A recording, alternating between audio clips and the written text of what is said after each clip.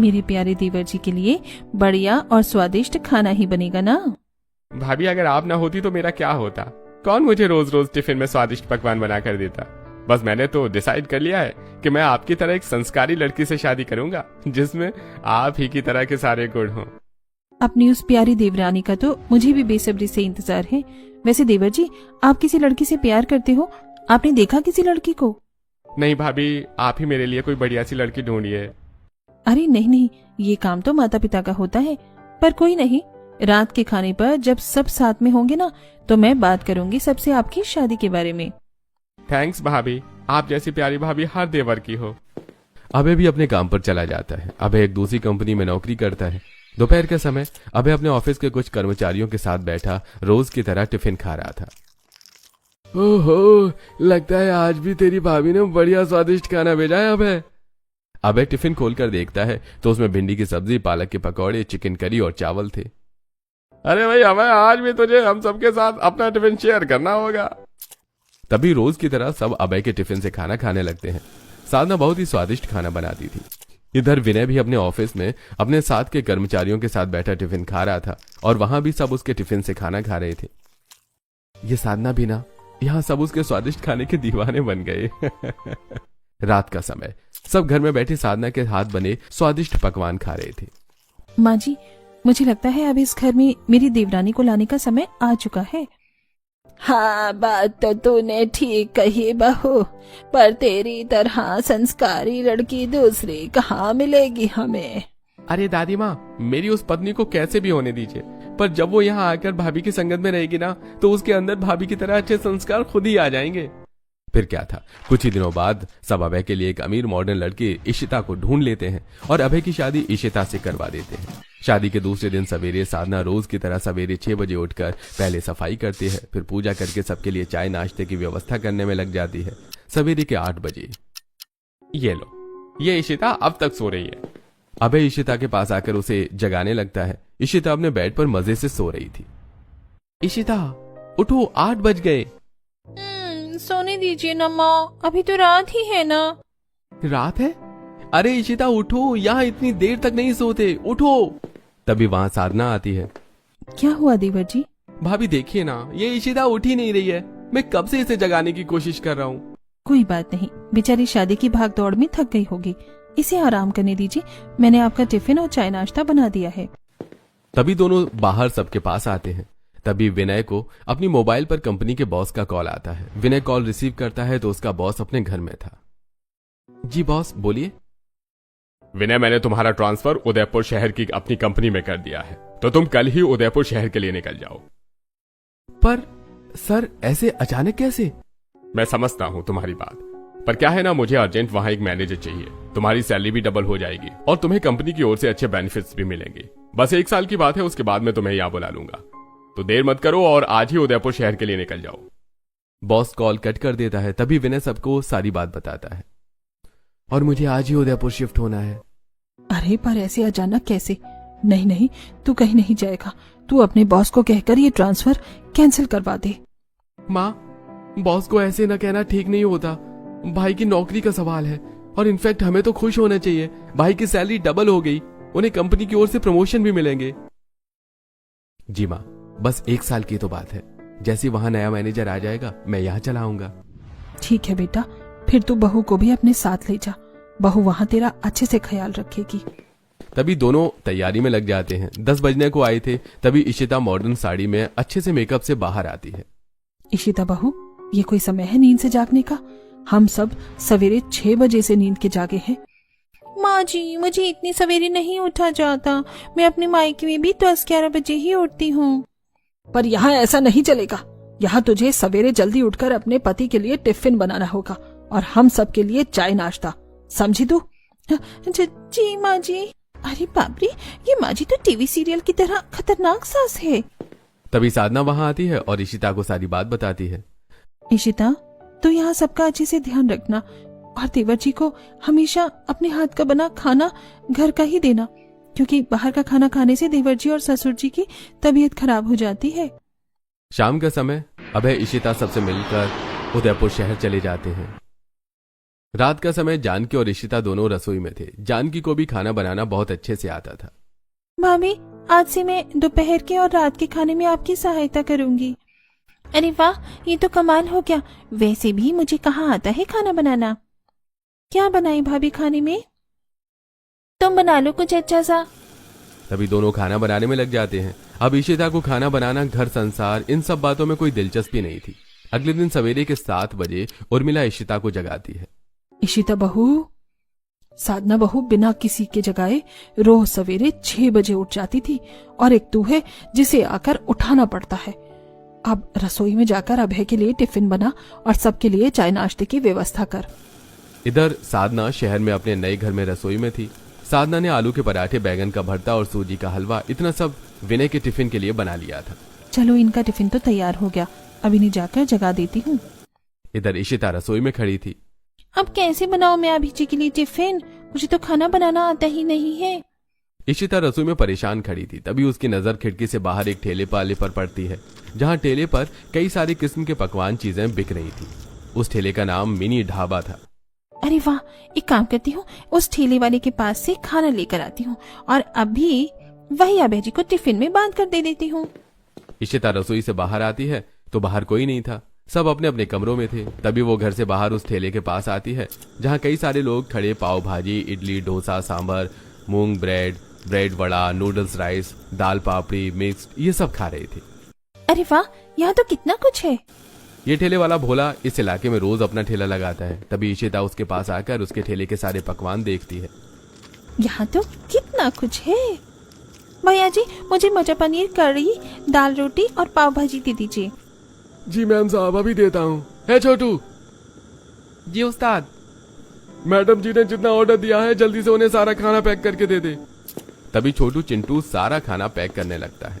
भैया जी, आप रोज यहाँ ठेला लगाते हो? जी मैम साहब, सवेरे के 5 बजे से लेकर रात के 12 बजे तक आपको मेरा ठेला यहीं पे मिलेगा। चलो अच्छा है, मैं रोज इसी ठेले वाले के पास से अभय जी के लिए टिफिन का खाना ले लिया करूंगी। मैडम जी, आपका खाना। थैंक यू छोटू, तुम बहुत स्वीट हो। इशिता खाना लेकर वहाँ से चली जाती है। मैडम जी ने मुझे स्वीट बोला, इसका मतलब मैं शाहरुख खान की तरह हैंडसम हूँ। चल काम पे ध्यान दे छोटू। इधर इशिता घर के दरवाजे के बाहर खड़ी घर के अंदर देख रही थी। अरे वाह, अंदर तो कोई नहीं है। तभी इशिता झट से रसोई में जाती है और ठेले से लाया वो सारा खाना टिफिन में डाल देती है। चलो, अब सबके लिए चाय पराठे बना देती हूँ, इतना तो मैं कर ही सकती हूँ। तभी इशिता चाय पराठे बनाने में लग जाती है। थोड़े समय बाद सब खाने की टेबल पर बैठे थे और सामने इशिता के बनाए आधे जले आधे कच्चे पराठे और चाय पराठे खा रहे थे। इशिता बहू, ये कैसे पराठे बनाए हैं तूने? ये तो आधे जले हुए हैं। वो गलती से थोड़े जल गए दादी सा पराठे।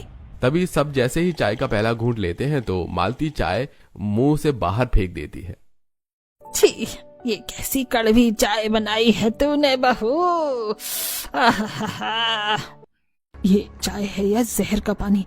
कितनी कड़वी चाय है ये। चाय बहुत ही कड़वी थी। जब चाय इशिता ने इतनी कड़वी बनाई है तो पता नहीं इसने मेरे लिए टिफिन कैसा बनाया होगा। इधर साधना, विनय अपने घर में बैठे चाय पराठे खा रहे थे। साधना, क्या बढ़िया चाय बनाती हो तुम। मन करता है कि 10-12 कप चाय पी जाऊं मैं। पता नहीं वहाँ घर पर क्या हो रहा होगा। इशिता सबका ध्यान सही से रख पा रही होगी या नहीं। वहां सब ठीक होगा साधना, तुम चिंता मत करो। इधर इशिता टिफिन लाकर अभय को देती है। इशिता बहू, आज चाय पराठे बनाने में तुझसे गलती हो गई, पर याद रहे अगली बार ऐसा नहीं होना चाहिए।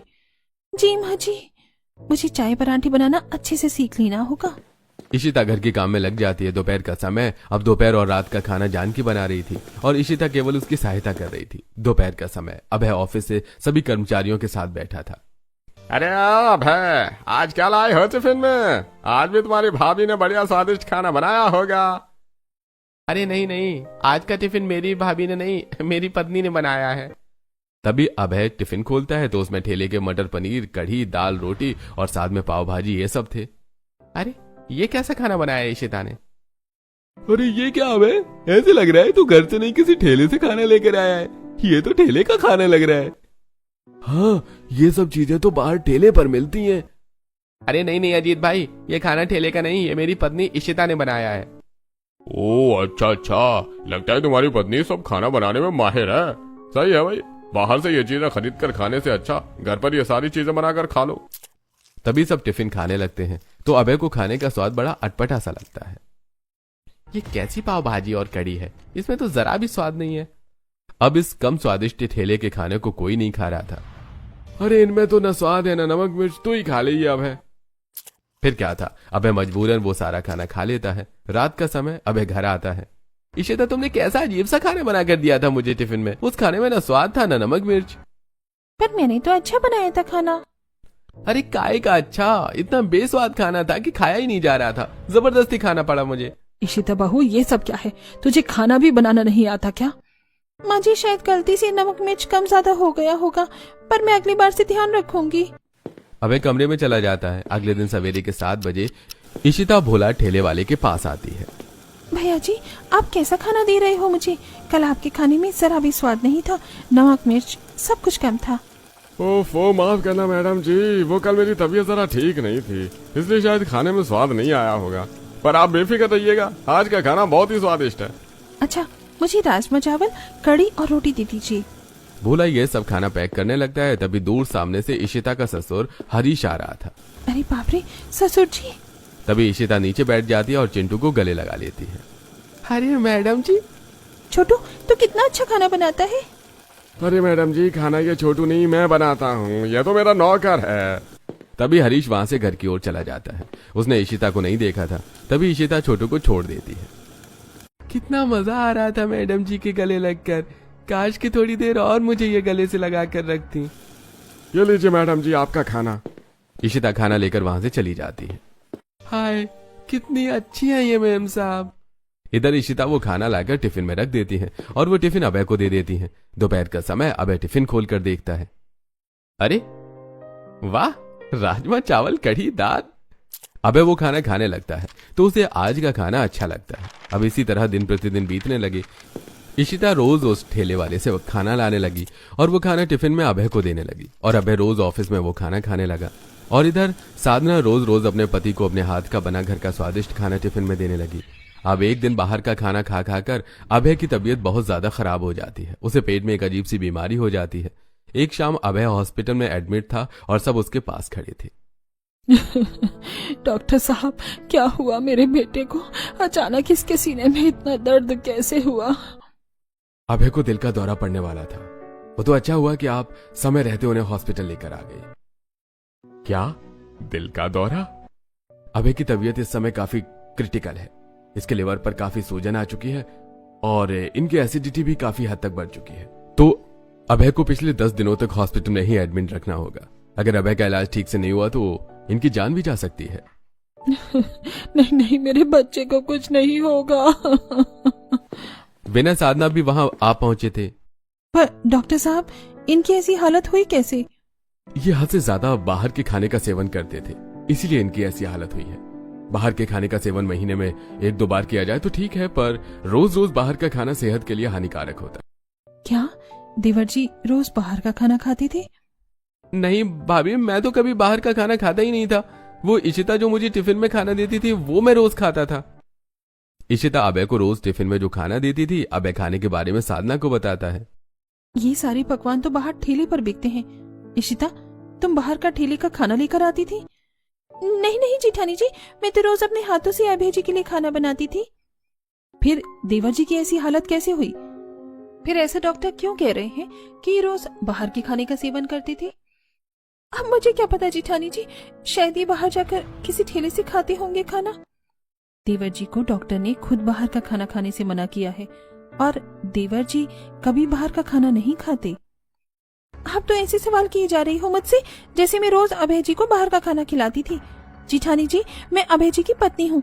आपसे ज्यादा मुझे अभय जी की सेहत की चिंता है, समझिए आप। इशिता वहां से चली जाती है। थोड़े समय बाद उर्मिला, मैं और विनय अभय के पास रुकते हैं, तुम सब घर जाओ और आराम करो। तभी इशिता, साधना, उर्मिला और जानकी ये चारों घर चले जाते हैं। चारों घर से थोड़ी दूरी पर सड़क से पैदल चलते हुए आ रहे थे। तभी सब उस ठेले वाले भोला के पास आते हैं। अरे मैडम जी, कैसी हो आप? आज आप खाना लेने नहीं आए मेरे ठेले पर? यह सुनकर इशिता घबरा जाती है और बाकी सब दंग रह जाते हैं। क्या बकवास कर रहे हो तुम? मैं भला क्यों तुम्हारे पास खाना लेने आऊंगी? अरे क्यों मजाक कर रही हो मैडम जी? रोज सवेरे 7 बजे तो आप मुझसे इतना सारा खाना लेकर जाती थी। क्या ये रोज तुम्हारे पास से खाना लेकर जाती थी? हाँ, ये मैम साहब रोज मुझसे दाल चावल सब्जी पाव भाजी राजमा और भी बहुत कुछ लेकर जाती हैं। अरे इस ठेले वाले की तो। अच्छा, तो देवर जी के टिफिन में रोज रोज वो खाना इस ठेले का जाता था? जेठानी जी, वो तुम्हें पता था कि तुम्हारे पति के लिए बाहर का खाना जहर है, फिर भी तुम रोज देवर जी को बाहर का खाना देती थी। अगर देवर जी को कुछ हो जाता तो? मुझे खाना बनाना नहीं आता इसीलिए मैं रोज यहाँ से खाना लेकर जाती थी अरे तो सीख लेती तुम। औरत के लिए खाना बनाना सीखना कौन सा मुश्किल काम है? जब इसे अपने पति की ही जान की परवाह नहीं है तो इसे हमारी क्या ही परवाह होगी। तभी इशिता फूट फूट कर रोने लगती है। अगर भगवान न करे ये हरकत हम तुम्हारे साथ करती तो इशिता, क्या तुम्हें अच्छा लगता?